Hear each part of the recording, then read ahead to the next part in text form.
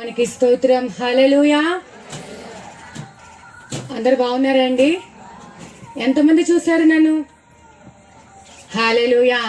మళ్ళీ మిమ్మల్ని చూడటానికి మా పుట్టింటికి వచ్చినట్టుగా మరి మా సహోదరుడు మళ్ళీ ఇంకొకసారి నన్ను పిలిచి మిమ్మల్ని చూడటానికి నాకు ఒక అవకాశం ఇచ్చి ఉంటున్నారు. మరి నిజంగానే ఒక ప్రాంతానికి వెళ్ళొచ్చామంటే ఒక 2 ఏళ్ల దాకా అట్లా పిలవటం కష్టంగానే ఉంటుంది. కానీ ఏదో మందిరం ఓపెనింగ్కి పిలుస్తా అన్నారు, అది అయ్యిందో లేదో కూడా నాకు తెలియదు. కానీ లోపలే మళ్ళీ రెండోసారి కలుసుకోవడానికి దేవుడు మహాకృప చూపి ఉంటున్నారు.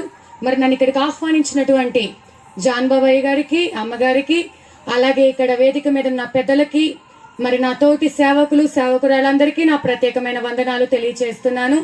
చేరవచ్చినటువంటి ప్రియ సహోదర సహోదరులందరికీ మరి మ్యూజిక్ సిస్టము, మరి ఇక్కడ సౌండ్ సిస్టము, ఇక్కడ ఉన్నటువంటి అందరూ సహకరిస్తున్న ప్రతి ఒక్కరికి కూడా నా నిండు వందనాలు తెలియచేస్తున్నాను. చిన్న ప్రార్థన చేసుకొని కొన్ని నిమిషములు వాక్యం ధ్యానించుకొని ఆ తర్వాత నా సాక్ష్యం పంచుకుంటాను. ఎన్నిసార్లు నా సాక్ష్యం చెప్పినానండి, నూతనంగానే ఉంటుంది. ఎందుకంటే దేవుడు ఒక్కొక్క ప్రాంతంలో ఒక్కోలా మాట్లాడుతూ ఉంటారు. అంటే సాక్ష్యం అదే, కానీ పరిశుద్ధాత్మ దేవుడు ఏ ప్రాంత ప్రజలకు ఏది అవసరమో ఆయన మాట్లాడుతూ నడిపిస్తూ ఉంటారు. మరి శబ్ద తరంగాల ద్వారా ఈ దూర ప్రాంతంలో వింటున్న మా ప్రియ సహోదర సహోదరులందరికీ చేతులు జోడించి అడుగుతున్న మాట, నా పేరు అర్చనారెడ్డి, నా భర్త పేరు శివరాం రెడ్డి అండి.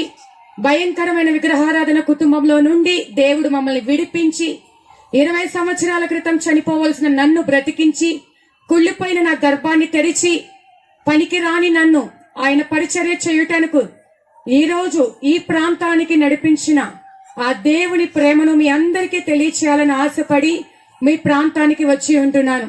ఈ దూర ప్రాంతంలో ఎవరైనా శబ్ద తరంగాల ద్వారా వింటూ ఉంటే దయచేసి ఈ ప్రాంతానికి రావాల్సిందిగా ప్రేమతో కోరుతున్నాను.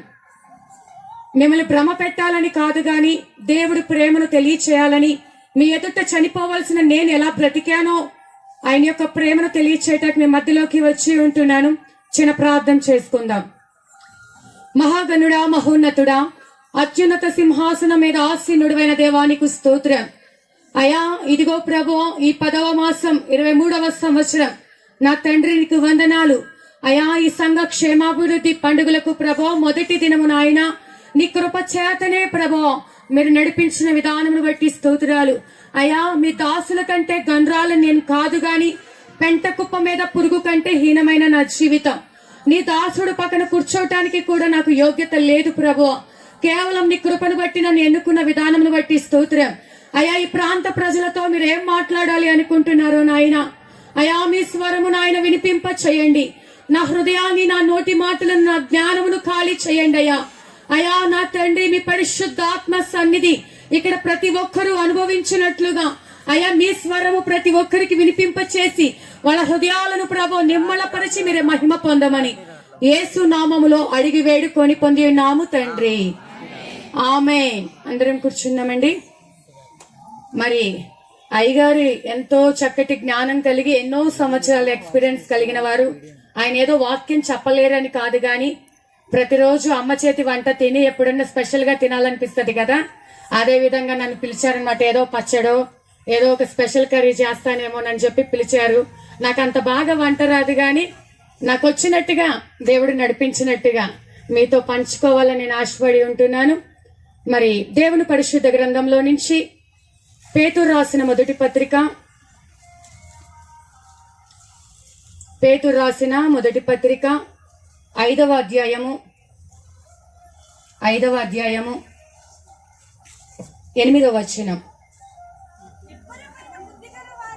నిబ్బరమైన బుద్ధి గలవారై మెలకువగా ఉండుడి, మీ విరోధి అయిన అపవాది గర్జించు సింహం వలె ఎవరిని మృంగుదునా అని వెతుకుచూ తిరుగుచున్నాడు. దేవుడి వాక్యమును మనం వినికిడిలో దీవించును గాక, ఆమేన్. ఇక్కడ ఇప్పుడు జరుగుతున్న పరిస్థితి ఏంటి? ఆయన రాకడ సమీపంగా ఉంది. ఆయన రాకడ ముందు ఏవైతే భక్తులు చెప్పి ఉంటున్నారో అవన్నీ కూడా లేఖనాలు నెరవేర్పు జరుగుతున్నాయి. కాబట్టే ఇక్కడ యెరూషలేము మరి యుద్ధం జరుగుతుంది అన్న సంగతి మన అందరికీ తెలిసిన విషయమే. జాగ్రత్తగా ఉండండి, మెలకువగా ఉండండి, ఆయన రాకడ సమీపంగా ఉంది, సిద్ధపాటు కలిగి ఉండమని. ఈ మాట ఇప్పుడు చెప్పటం కాదు గాని కొన్ని వేల సంవత్సరాల క్రితమే అపోస్తులలో ఒకరైనటువంటి పేతురు గారు ముందుగానే హెచ్చరించి ఉంటున్నారు. ఏమని అంటే, నిబ్బరమైన బుద్ధి గలవారై మెలకువగా ఉండుడి అంటున్నాడు. అంటే నిబ్బరమైన అంటే మన బుద్ధి ఎలా ఉండాలంటే ఒక్కటే మనసు.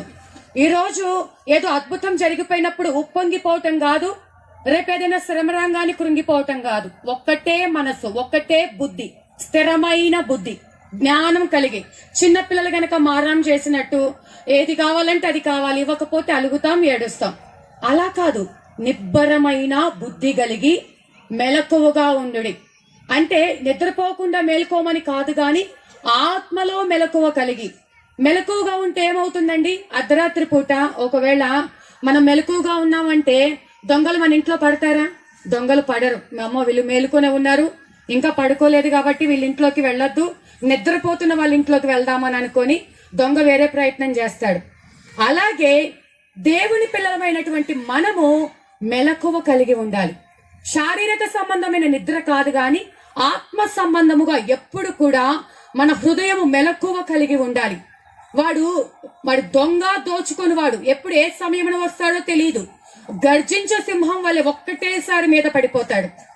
దానికి తగిన సిద్ధపాటు నీవు కలిగి ఉండాలని మరి పేతురు భక్తుడు ముందుగా హెచ్చరిస్తున్నాడు.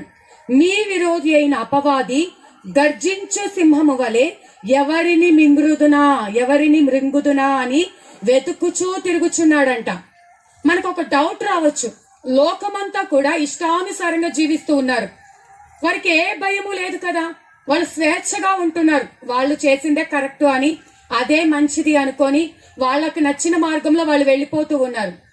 మనము దేవుని సన్నిధిలో వెళ్తున్నటువంటి మనము చిన్న తప్పు చేసిన, పొరపాటును ఎవరినైనా దూషించినా, ఏదైనా తప్పుగా మాట్లాడినా, తిన్నా, వెళ్ళకూడని ప్రాంతానికి వెళ్ళినా వెంటనే భయం వచ్చేస్తుంది. ఎందుకు? ఆ చిన్న తప్పు చేయంగానే ఏదో ఒక మనకి సూచన కనిపిస్తూ ఉంటుంది. మనం వెళ్ళకూడని స్థలానికి వెళ్ళాము, తినకూడనివి తిన్నాము, ఈ తప్పు చేశాము, ఆ తప్పు చేశాం, ఇందుకే ఇలా జరిగింది. లోకమేమో నామకార్థంగా బ్రతుకుతున్న వారేమో, దేవునికి దూరంగా బ్రతుకుతున్న వారేమో ఎన్ని తప్పులు చేస్తున్నారో, విచ్చలవిడిగా బ్రతుకుతున్నారు, స్వేచ్ఛగా తిరుగుతున్నారు, ఎంతో ఎంజాయ్ చేస్తున్నాం అనుకొని వాళ్ళు సంబరాలు చేసుకుంటున్నారు. మనమేమో చాలా జాగ్రత్త పడుతూ ఉపవాస ప్రార్థనలని, దేవుని సన్నిధి అని, మరి సంఘ క్షేమము అని ఇలా ప్రాకులాడుతూ ఉంటే చిన్న తప్పు చేసినా ఎందుకు సహించడు? మనకి ఎప్పుడైనా ఆలోచన వచ్చి ఉంటుంది. అయితే దేవాది దేవుడు చెప్తున్న సంగతి, వాళ్ళు ఎలాగో వెళ్లేది నరకానికే కాబట్టి, వాళ్ళు ఎలాగో నా వాళ్లే కాబట్టి ఎప్పటికైనా నా దగ్గరికి వస్తారని వాళ్ళ జోలికి వెళ్ళాడు సాతాను. మనము పరలోకముకు చేరకుండా ఉండాలి అని, మనము నరకానికి వెళ్ళిపోవాలి అని, వాడు వెళ్ళిన ఆ నరకానికి మనల్ని లాక్కెళ్లాలని ఎక్కడ అవకాశం దొరుకుతుందా, ఎవరిని మింగాలా, ఎప్పుడు నువ్వు ఛాన్స్ ఇస్తావా, ఎప్పుడు నువ్వు బూతులు మాట్లాడతావా, ఎప్పుడు దేవుడికి విరోధంగా ప్రవర్తిస్తావా, ఎప్పుడు మోసం చేస్తావా, ఎప్పుడు అన్యాయంగా ఆలోచిస్తావా, అక్రమంగా ఉంటావా, ద్వేషంతో ఉంటావా, ఇలా నీలోని ప్రతి ఆలోచన గురించి నీ చుట్టూనే తిరుగుతూ ఉంటాడు. ఎప్పుడు మింగుతున్నా, ఎప్పుడు అవకాశం వస్తుందా అని. మరి కాబట్టి మనం ఇంకా జాగ్రత్తగా ఉండాలి. ఇప్పుడు వస్తున్న పరిస్థితుల మధ్య చాలా శ్రమలు, అప్పటికంటే కూడా ఇప్పుడు కొత్త కొత్త వ్యాధులు, ఎన్ని మందులు కనిపెట్టినా, ఎంతమంది డాక్టర్స్, ఎన్ని హాస్పిటల్స్ కొత్తగా పుట్టుకొని వచ్చినా దానికంటే రెట్టింపుగా వ్యాధులు, దానికంటే మరణాల రేటు ఎక్కువైపోయింది, దానికంటే ఎక్కడ చూసిన ఆత్మహత్యలు. ఇంతకు ముందు గుండెపోటు ఎవరికి వచ్చేది? వృద్ధాప్యంలో ఉన్న వారికి వచ్చేది, లేదా చాలా లావుగా ఉన్న వాళ్ళకి వచ్చేది. ఇప్పుడు చిన్న చిన్న యవనస్తులు ఏదో డాన్స్ చేస్తూ ఉంటున్నారు, నడుస్తూ ఉంటున్నారు, భోజనం చేస్తూ ఉంటున్నారు, సడన్ గా పడిపోతున్నారు. ఏంటి అంటే గుండెపోటు అంట, హార్ట్ అటాక్ అంట. విచిత్రమైనటువంటి, మన వినకూడని వార్తలు ఎన్నో వింటున్నాం. ఇలాంటి భయంకరమైన పరిస్థితులు ఒక పక్కన ఎంత కష్టపడుతున్నా ఆ కష్టపడిన సంపాదన మన పిల్లలకి మిగిల్చడం లేదు. చేసిన కష్టమంతా కూడా చిల్లు సంచిలో వేసినట్టు అయిపోతుంది. మన కష్టమంతా ఏమైపోతుంది? దేవుడు ఎందుకు మమ్మల్ని ఇంకా దీవించట్లేదు? దేవుడు ఇంకా మమ్మల్ని ఎందుకు ఆశీర్వదించట్లేదు? అయినా మేము ఆ ప్రార్థన నచ్చట్లేదా? మేము నచ్చటం లేదా దేవునికి? ఎన్నోసార్లు ఆలోచన, ఎన్నోసార్లు మనం దేవుణ్ణి అడుగుతూ ఉంటున్నాం. కానీ వీటన్నిటి మధ్య మనం దేవుని సన్నిధిలో ఆయన మార్గము విడువక పట్టుదలతో ముందుకు సాగాలి. ఎందుకంటే ఇవన్నీ జరుగుతాయని దేవుడు ముందుగానే చెప్పాడు. ఈ భయంకరమైన శ్రమల గుండా నువ్వు ప్రయాణం చేస్తావు. నీవు జాగ్రత్తగా ఉండు, మెలకువగా ఉండు, ఎక్కడ తప్పిపోవద్దు, ఎక్కడ కూడా దూరం కావద్దు అని దేవుడు ముందుగా సెలవిచ్చి ఉంటున్నాడు. ఒకవేళ ఈ శ్రమలకు భయపడో, వ్యాధులకు భయపడో, అప్పులకు భయపడో, వస్తున్న నిందలకు భయపడో నువ్వు దేవునికి దూరం అయిపోయి బలహీనమైపోయావనుకోండి, బలహీనమైపోతే ఉన్న పాటున గర్జించు సింహం లాగా అపవాది అమాంతం నీ మీద పడిపోతాడు. వాడు పడితే ఏమైతాడు? చీల్చేస్తాడు, నిన్ను చీల్చేస్తాడు, నీ ఆత్మీయ జీవితాన్ని పతనం చేస్తాడు, నీ కుటుంబాలు నాశనం చేస్తాడు. ఎప్పుడు కూడా అలసిపోవటానికి వీల్లేదు. అయితే మనకు తెలిసినటువంటి చాలా మంది రాజులు ఉన్నారు, గొప్ప గొప్ప రాజులు. కానీ దేవుడికి ఇష్టమైన ఒక రాజు ఉన్నాడు. ఆ రాజు పేరేంటండి? దేవుడు మనస్సు నెరిగిన రాజు దావీదు రాజు. హల్లెలూయా! దావీదు రాజు అంత పెద్ద గొప్ప రాజు దినమునకు 3 సార్లు ప్రార్థించేవాడు, 7 సార్లు స్తుతించేవాడు. మరి దేవుని హృదయానుసారుడు అంటే ఇంకా దేవుడు మనసు ఎలా ఉందో దావీదు మనసు అలా ఉందండి. అలాంటి మనసు కలిగినటువంటి వాడు ఒకానొక దినమంట అలసిపోయాడంటండి. అలసిపోయి అలాగా ఆగిపోతే ఏం జరిగిందో చూద్దాం. సమూయేలు 2వ గ్రంథము 17వ అధ్యాయము 1 నుంచి 3 వచనాలు.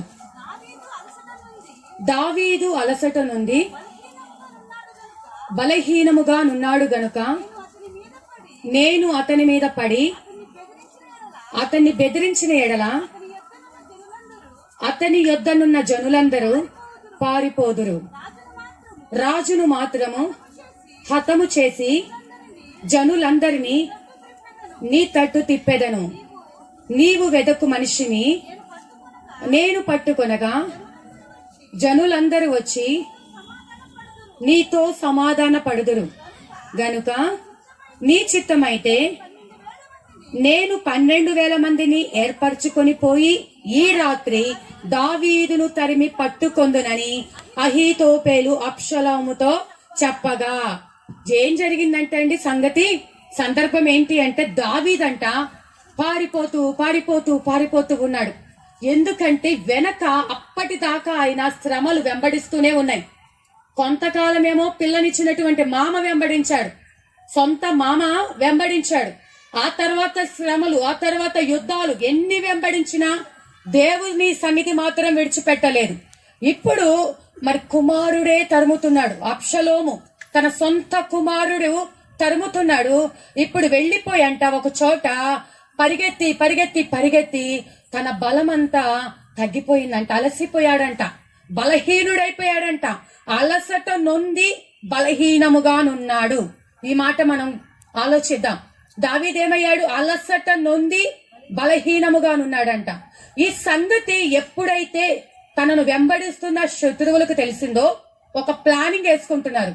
దావీదు తను బలంగా ఉంటే ఆయనను జయించలేము, దావీదు ఆరోగ్యంగా ఉంటే ఆయనను జయించలేము. ఇప్పుడు అలసిపోయాడు, బలహీన పడిపోయాడు. కాబట్టి ఇప్పుడు ఇదే కరెక్ట్ సమయం. నువ్వు ఒక్క మాట చెప్పు. అహీతోపెల్ అని ఒక వ్యక్తి చెప్తున్నాడు తన కుమారునితో, నువ్వు ఒక్క మాట ఓకే అన్నావంటే గనక ఇప్పుడే నేను 12,000 మందిని తీసుకెళ్లి రాజును చంపేసి అతని పక్కనున్న వారందరినీ కూడా నీ తట్టుకు తిప్పుతానంటున్నాడు. ఈ మాట కుమారునితో చెప్తున్నాడు. ఎప్పుడైతేనండి మనము బలము కలిగి ఉన్నప్పుడు మన జోలికి ఎవ్వరు రారు.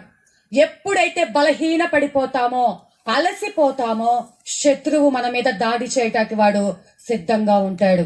హల్లెలూయా! ఈ యొక్క ఆత్మీయ పోరాటంలో, ఈ విశ్వాసపు పరుగు పందెములో నువ్వు అలసిపోవటానికి వీల్లేదు.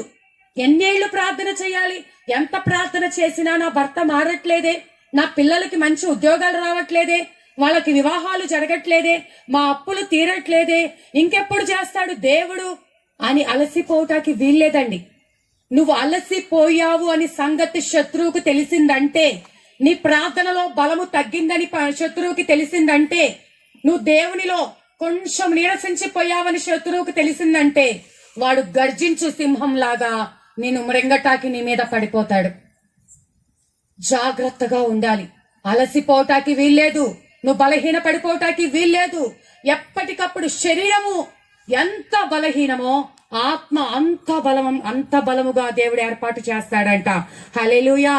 నేనైతే నా శరీరం ఎంతో బలహీనమైనది. 20 సంవత్సరాల క్రితమే చనిపోవలసిన నేను ఇన్ని సంవత్సరాలు బ్రతకటమే కాదు, ఇంత బలహీనురాల్ని ఇలా రెస్ట్ లేకుండా దూర ప్రాంతాలు ప్రయాణం చేయటానికి, ఈ నెల మొత్తము కూడా దూర ప్రాంతాలే అండి. సామర్లకోట, రావులపాలెం, అన్నవరం, మరి అటు పక్కన అన్ని ఏరియాస్ లో రెస్ట్ లేకుండా ఆదివారం రావటం, మళ్ళీ కంటిన్యూగా మీటింగ్స్.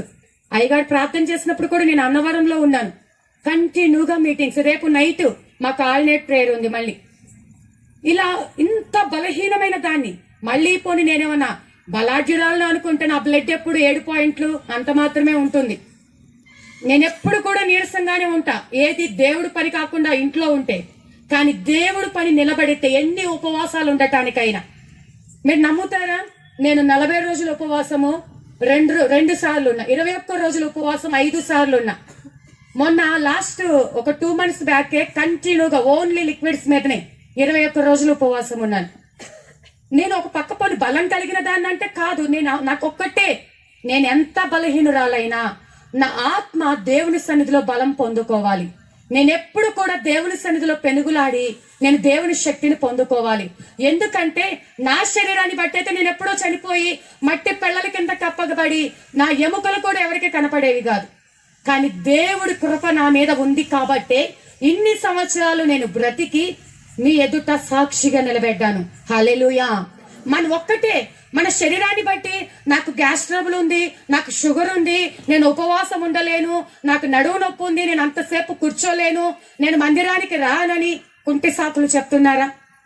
నీ శరీరం ఒకవేళ ఆరోగ్యంగా ఉంది అని నువ్వు అనుకుంటున్నావేమో, కానీ ఆత్మలో సిద్ధపాటు లేకపోతే గర్జించు సింహం లాగా నీ మీద పడుతుంది అపవాది. ఇది కడవరి దినాలు, అంత్య దినాలు. అక్కడెక్కడో జరుగుతుంది యుద్ధం అని కాదు, మన దాకా వస్తే ఎలా ఉంటుంది? ఈ నేడే ఒకవేళ ఈ రాత్రి కాలమే ఉంటే మన సిద్ధపాటు కలిగి ఉన్నామా? మన హృదయాలు సిద్ధపాటుగా ఉన్నాయా? ఇంకా మనలో క్షమించలేనివి ఎన్నో ఉంటున్నాయి. రక్షణ లేని వారు ఎందరో ఇక్కడ ఉంటున్నారు. రక్షణ పొంది కూడా దేవునికి దూరమైన వారు ఎందరో ఉంటున్నారు. ఇన్నాళ్ళు పరిగెత్తి ఒకప్పుడు బాగా బలాఢ్యులుగా ఉండి బాగా ప్రార్థన చేసిన వారు, బాగా పోరాటం చేసిన వారు, గంటలు ప్రార్థన, కన్నీటి ప్రార్థన, పెనుగులాడి పరిచర్య చేసి సేవకులకు సహకరించిన వాళ్ళు ఇప్పుడు ఆగిపోయారా? బలహీన పడిపోయారా? మునుపటి భక్తి లేదా? కార్యారంభము కంటే కార్యాంతము మేలు. ఇన్నేళ్లు చేసిన భక్తి కాదు, ఇది సరిపోదు. ఇంకా నూతనమైన బలము తెచ్చుకోవాలి. ఆయన రాకడ సమీపముగా ఉన్నది. ఆయన వచ్చే సమయానికి నీ బలం ఎంత ఉంది? నువ్వెంత సిద్ధపాటు కలిగి ఉన్నావు? ఎంత మెలకువ కలిగి ఉన్నావు?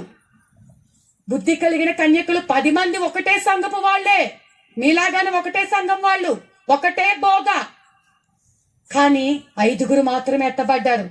ఒకటే బోధ కదా, ఒకటే వాక్యము, ఒకటే మందిరము, ఎందుకు 5 ఎత్తబడ్డారు? మిగిలిన 5 సిద్ధపాటు లేదు.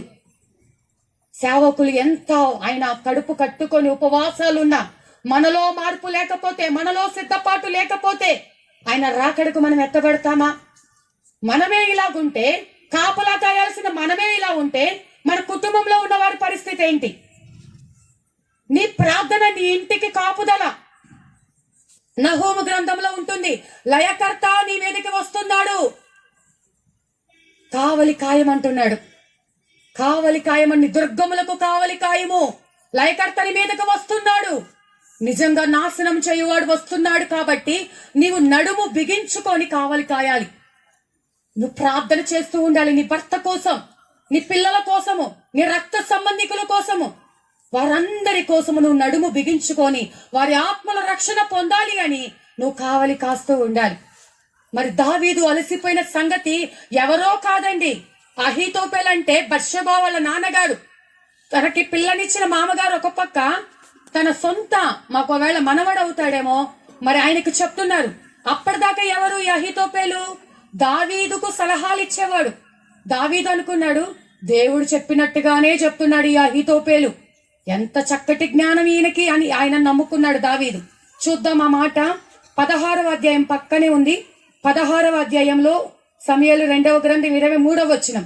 ఆ దినములలో అహీతోపెలు చెప్పిన ఏ ఆలోచన అయినను ఒకడు దేవుని యొద్ద విచారణ చేసి పొందిన ఆలోచన అయినట్టుగా ఉండెను. దావీదును అబ్షలోమును దానిని అట్లే ఎంచుచుండిరి. ఈ దావీదు అబ్షలోము అలాగే ఎంచుచున్నారంటే ఏమని? దేవుడే మాట్లాడితే ఎలా ఉంటుందో ఈ అహీతోపెలు ఏం చెప్పినా కరెక్ట్ చెప్తాడు, అహీతోపెలు చెప్పిందంతా మంచిదే అని అనుకుంటూ గుడ్డిగా నమ్మేశారంట. కానీ ఈ అహీతోపెలు ఏం చేస్తున్నాడు? ఇప్పుడు తండ్రి కొడుకుల మధ్య చిచ్చు పెడుతున్నాడు. నువ్వు ఈ లోకంలో ఎక్కువగా ఎవరిని ప్రేమిస్తావో, ఎవరిని నమ్ముకొని ఉంటావో, ఎవరి మీద ఆధారపడి ఉంటావో వారే నీకు అన్యాయం చేయొచ్చు. ఏదో ఒక సమయంలో నీ చేయి విడిచిపెట్టొచ్చు. కానీ నువ్వు ఆధారపడాల్సింది మనుషుల మీద కాదు. నీకేదో సహాయం చేస్తారు నీ బంధువులనో నీ అధికారులనో, వాళ్ళ మీద కాదండి నీ భక్తి ఆధారపడాల్సింది. దేవుడి మీద నువ్వెప్పుడు ఆధారపడి ఉంటే, దేవుడి చిత్తం కోసం నువ్వు కనిపెట్టుకొని ఎదురు చూస్తూ ఉన్నట్లయితే దేవుడు తప్పకుండా నీకు మేలే చేస్తాడు. కానీ నమ్మిన వాడే మోసం చేశాడు. ఇక్కడ నమ్మించి మోసం చేశాడు. దావీదునే చంపేమని కుమారునికి చెప్తున్నాడు. ఎందుకు అంటే దావీదు అలసట పొంది బలహీనుడయ్యాడు కాబట్టి. ఈ రాత్రి కాలంలో ఇక్కడున్న ప్రతి ఒక్కరికి ఒక్కటే మాట పరిశుద్ధాత్మ దేవుడు మాట్లాడుతున్నాడు. నీ సమస్యలను బట్టి, నీ బలహీనతలు బట్టి నువ్వు అలసిపోయావేమో. అలసిపోవటానికి వీల్లేదు, బలహీనమైపోవటానికి వీల్లేదు.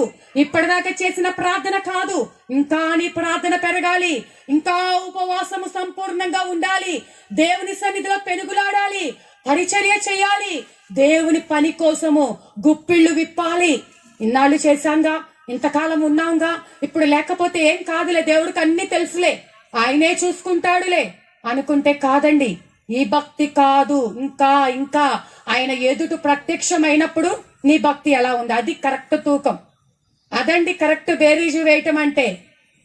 ఎప్పుడో నేను అప్పుడు 2014లో ఉన్నాను, 40 రోజులు, 2020లో మరి 20 రోజులు, అది కాదు. ఈ రోజుకు నీ భక్తి జీవితం ఎలా ఉంది. అలా నడిచిన ఇంకొక భక్తుడు ఉన్నాడండి, మోషే గారు కూడా ఎలాంటి వాడంటే మిక్కిలి సాత్వికుడు ఆయన. ఒకసారి చూద్దాము సంఖ్యాకాండము 20వ అధ్యాయము. సంఖ్యాకాండము 20వ అధ్యాయము మొదటి 4 వచనాలు. మొదటి నెలయందు ఇశ్రాయేలీల సర్వ సమాజము సీను అరణ్యమునకు రాగా ప్రజలు కాదేశులో దిగిరి. అక్కడ మిరియాము చనిపోయి పాతి పెట్టబడెను. ఆ సమాజమునకు నీళ్లు లేకపోయినందున వారు మోషే అహరోనులకు విరోధముగా పోగేరి.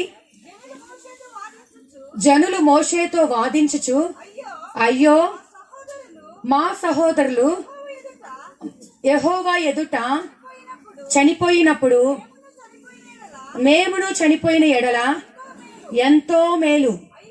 అయితే మేమును మా పశువులను ఇక్కడ చనిపోవునట్లు ఈ అరణ్యములోనికి యెహోవా సమాజమును మీరేలా తెచ్చితిరి. ఇక్కడ జరిగిన సందర్భం ఏంటంటే, ఇశ్రాయేలులు ప్రయాణం చేస్తూ వచ్చారు. అరణ్య మార్గంలో ప్రయాణం చేస్తూ ఉన్నారు.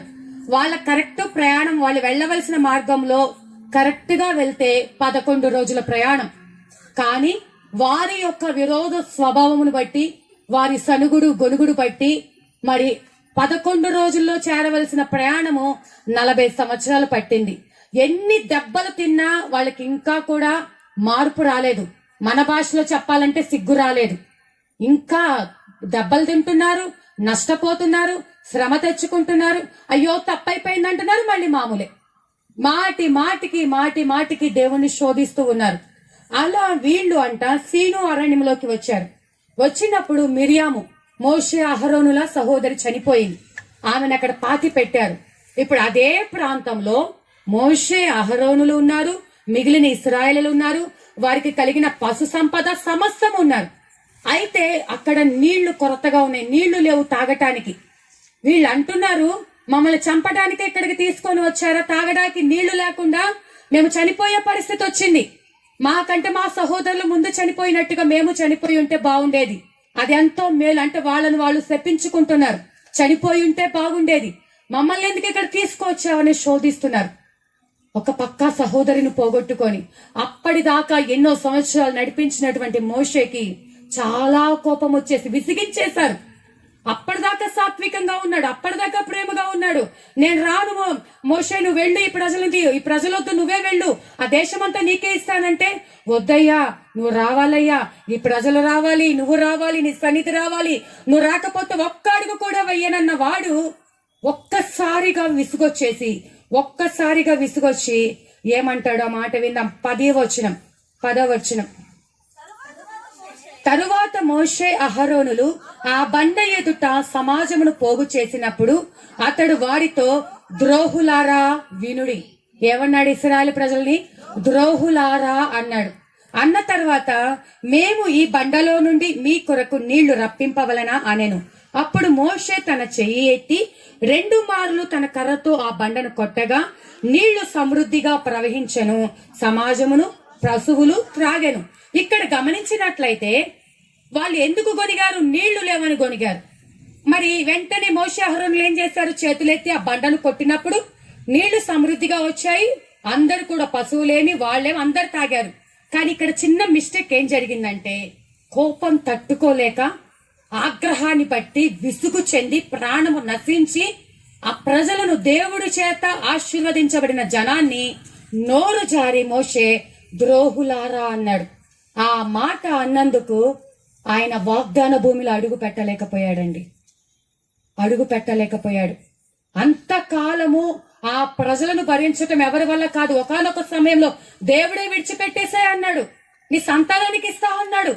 కానీ అప్పటిదాకా ఎంతో సాత్వికంతో, భారముతో, ఓపికగా ప్రజలందరినీ ఒక దాటి మీద నడిపించుకుంటూ వచ్చాడు. కొన్ని లక్షల మంది అంటే మాటలా అక్కడ ఏ టెక్నాలజీ లేని కాలంలో ఒకటే మాట మీద నడిపించినటువంటి ఆ వ్యక్తి, అప్పటిదాకా అందరినీ ప్రేమగా చూసిన ఆ వ్యక్తి, ఎన్నోసార్లు సనిగిన గొడిగిన భరించిన ఆ వ్యక్తి ఈ సమయంకి వచ్చేసరికి తన యొక్క హృదయము పగిలి విసుగు చెంది ద్రోహులహరా అని తాను వాగ్దాన భూమిలో అడుగు పెట్టాల్సిన ఆ సమయంలో తాను వెళ్లకుండానే అక్కడికి ఆగిపోయాడు. ఇక్కడ గమనించాల్సింది ఏంటంటే, మనము కూడా చాలా సందర్భాల్లో ఓపికతో ఉంటాం, సహనంతో ఉంటాం. ఒక్కసారి విసుగొచ్చేసింది బ్రతుకు మీద. అందుకే కదా ప్రాణం విసిగిపోయి ఆత్మహత్యలు ఎక్కువైపోయాయి. ఇంతకు ముందు కంటే ఇప్పుడు చిన్నదానికి చిన్న పిల్లలు ఆత్మహత్య చేసుకుంటున్నారంట. 12 ఏళ్ళు 15 ఏళ్ళు. మరి మనం ఒక గొప్ప వ్యక్తి, ఒక మంచి నటుడు కుమార్తె సూసైడ్ చేసుకుంది. అన్ని కలిగి అన్ని ఉండి కూడా మరి అట్లా ఎంతో మంది చిన్న పిల్లలు సూసైడ్ చేసుకుంటారు చిన్న విషయాలకి.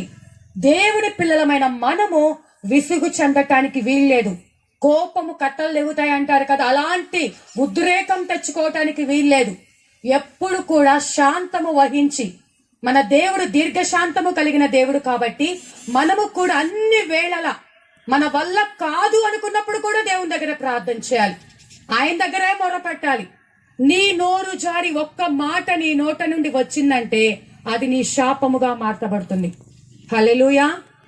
నీకు దేవుడు ఎన్నో అద్భుతాలు చేయాలని, నీ కుటుంబంలో ఎన్నో మేళ్లు చేయాలని, నిన్ను ఆశీర్వదించాలని సిద్ధంగా ఉన్నాడు. కానీ నీ నోట నుండి ఆ శాప వచనం, నీ నోట నుండి వచ్చి దేవునికి విరోధమైన మాట, నీ అవిశ్వాసపు మాట, నీ బలహీనమైన మాట దేవుని కార్యాలు పొందుకోలేకుండా నీకు అడ్డుపడుతూ ఉంటుంది. కాబట్టి నీ నోట నుండి వచ్చే ప్రతి మాట కూడా దేవుని చిత్తానుసారంగా ఉండాలి. మరి హృదయంలో ఏది ఉంటుందో నోరు అది మాట్లాడుతుందంట. హృదయంలో ఉన్న దాన్ని బట్టి నోటిలో నుంచి ఆ మాటలు వస్తాయంట. నీ మనసులో ఏ ద్వేషం పెట్టుకోవడానికి వీల్లేదు. మోషే చివరిగా మాటని తన ఆశీర్వాదమును పోగొట్టుకుని ఉంటున్నాడు. కాబట్టి యేసయ్య అంతటి వాడినే సాతాను శోధించాడు. 40 రోజులు ఉపవాసం ఉన్న తర్వాత మన శరీరము బలహీనమైనది కాబట్టి శరీరము బలహీనమైనది కాబట్టి మన మీద దాడి చేయటానికి వాడు ఎప్పుడు కూడా పొంచి ఉంటాడు. ఎదిరించాలి అంటే మొదటిగా మనం అలసిపోవటానికి వీల్లేదు, బలహీన పడటానికి వీల్లేదు. ఎప్పుడైతే బలహీన పడ్డామో మన నోట నుండి మనకు శాపవచనాలు, విసుగు వచ్చే మాటలు, ఏం దేవుడు ఇన్నాళ్ళు మేము ప్రార్థన చేసాం, ఇన్నాళ్ళు అలా చేసాం, ఏం చేశాడు దేవుడు ఉంటే మాకెందుకు జరిగింది అని నీ నోట మాట వలన నీకు రాబోతున్న ఆశీర్వాదాన్ని నువ్వు పోగొట్టుకుంటున్నావు. నీ పిల్లలకు రాబోయే దీవెనలను నీ అక్రమమైన మాటల వలన, నీ అన్యాయపు మాటల వలన, నీ విరోధమైన మాటల వలన నీకు దేవుడు చేయాలనుకుంటున్నటువంటి ఆ అద్భుత కార్యం నువ్వు పొందుకోలేకపోతున్నావు.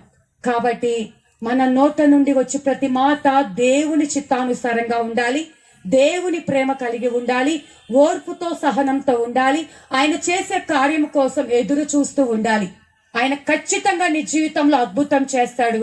మెలకువ కలిగి కనిపెట్టుకొని ఎదురు చూస్తూ ఉండాలి. నువ్వు బలహీనమైపోవడానికి వీల్లేదు. కాబట్టి రాత్రికాల సమయంలో ఒకటే మాట, మనము బలముగా ఉండాలి, దేవుని ఆత్మతో బలముగా ఉండాలి, దేవుని శక్తితో నింపబడి బలముగా ఉండాలి, ఆయన కోసం ఎదురు చూస్తూ ఉండాలి. ఎక్కడా కూడా ఒక్క మాట విరోధంగా మాట్లాడటానికి వీల్లేదు. కాబట్టి అట్టి కృపతో దేవాది దేవుడు ఈ యొక్క మనందరినీ కూడా ఈ సంఘమును నింపును గాక. ఆమేన్. చిన్న ప్రార్థన చేసుకొని సాక్ష్యంలోనికి వెళ్దాము.